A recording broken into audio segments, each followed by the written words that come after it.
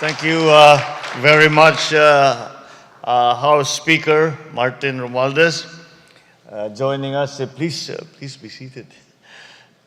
Joining us this evening is our Department of Finance Secretary, Ben Diokno, the Manila Overseas Press Club Chairman, Tony Lopez. To just describe me, I was clarifying it when he sat down. Sabi, is it too nice, too nice and too decent? You haven't spoken to some members of my staff recently. But but I have to say, I've never been described in such glowing terms. Thank you very much. MOPC Vice President Mike Toledo, the other members of the Board of Governors, fellow workers in government, ladies and gentlemen, and all our distinguished guests, good evening. A pleasant evening to all here tonight. It is a pleasure to join you for this event and to share with you some of the insights as well as my administration's upcoming initiatives for the country. Since the campaign, unity has been our battle cry since the beginning of the campaign, and now we are setting into our track and finding our pace for the 6-year marathon. Unity remains one of the primary driving forces in pursuing economic recovery. As I have stated many times to our friends and our partners who from other countries, and I say to them that it is important to forge and to strengthen partnerships that already exist and to forge new partnerships and alliances, because in the uncertain world that we are facing, these partnerships will stabilize our transformation into the post-pandemic new global economy. And it is an uncertain world. It is an uncertain world that we are facing. It is an uncertain future. And that makes those partnerships all the more important.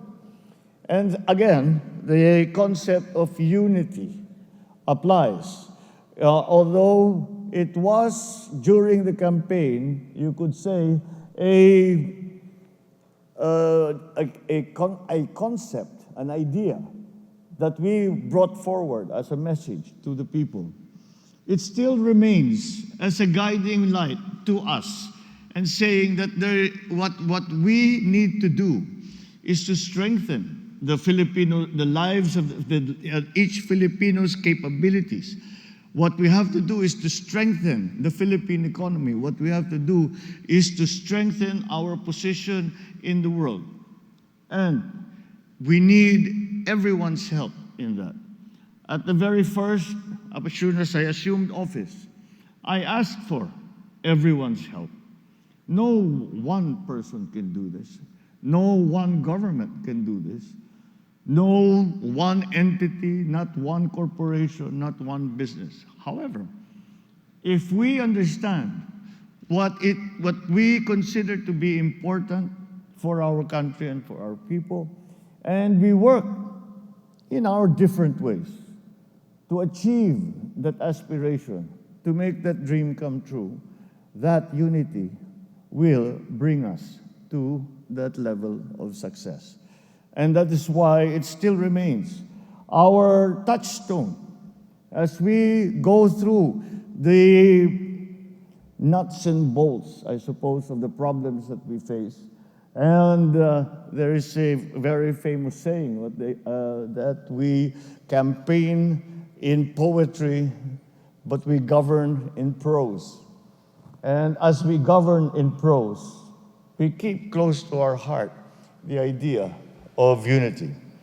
This constant aspiration for harmony amongst our people is not mere idealism or romanticism. It is a recognition of the fact that no vision, no undertaking, whether big or small, could possibly be realized without a clear and shared understanding of our end, our ways to get there, and our purposes for getting there. The goal is simple. It is clear. We want every Filipino and every island in this archipelago to have an environment and the tools that will enable them to go beyond surviving each day. We want our people to dream, to develop their talents, to explore the beauty of the country and of the world, and most especially, lead meaningful lives and have in their heart a hope for the future. And given solidarity as a premise, this event is a great opportunity to lay down the economic and diplomatic directions that this administration will undertake to ensure that we are all on the same page.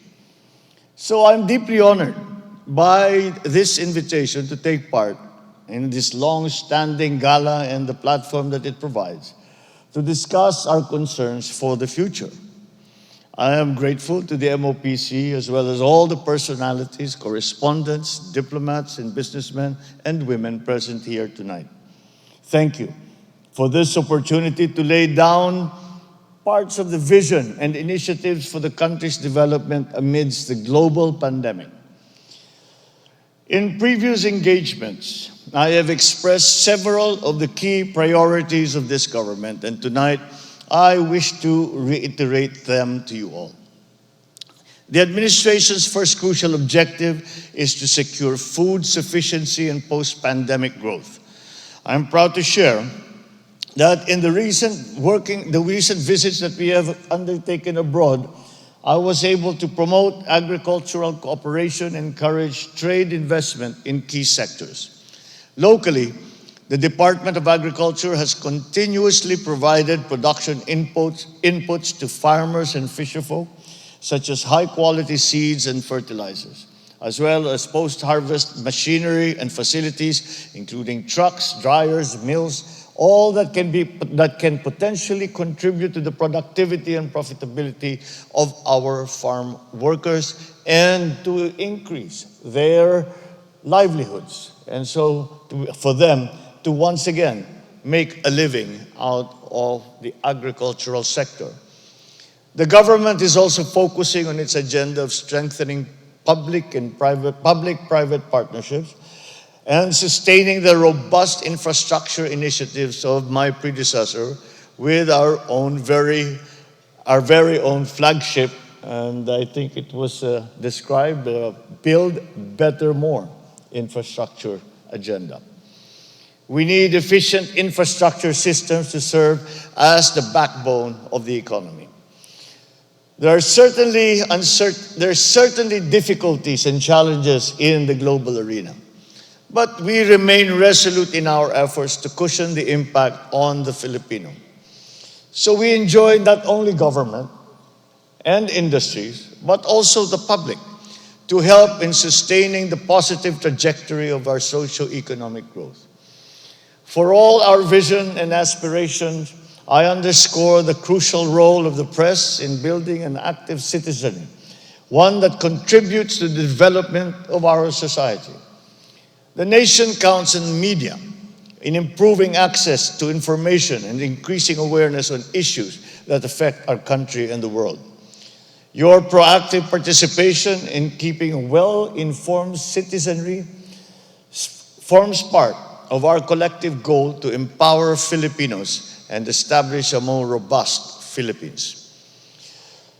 I could not share all our plans for the next 6 years, but I will stand here and I will say that you may rest assured that we continue to articulate our plans with the members of the media, of course, especially the Manila Overseas Press Club.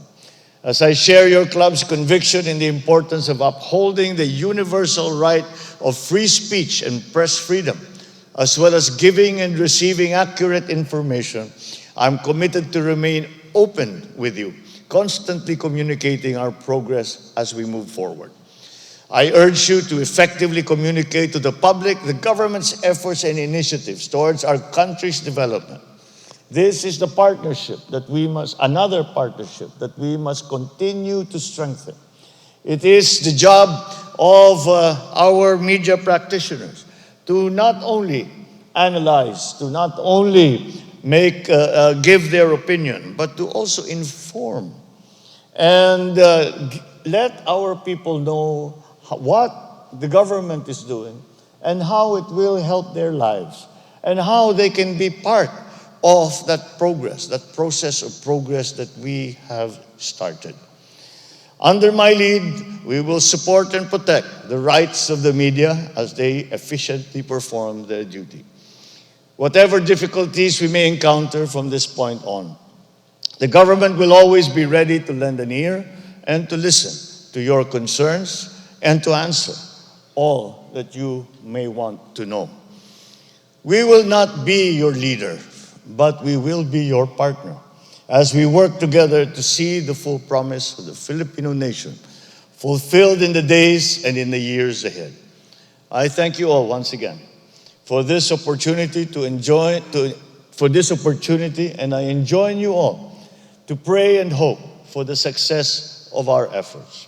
Maraming salamat sa inyo lahat. Mabuhay ang Pilipinas at magandang gabi po sa inyong lahat.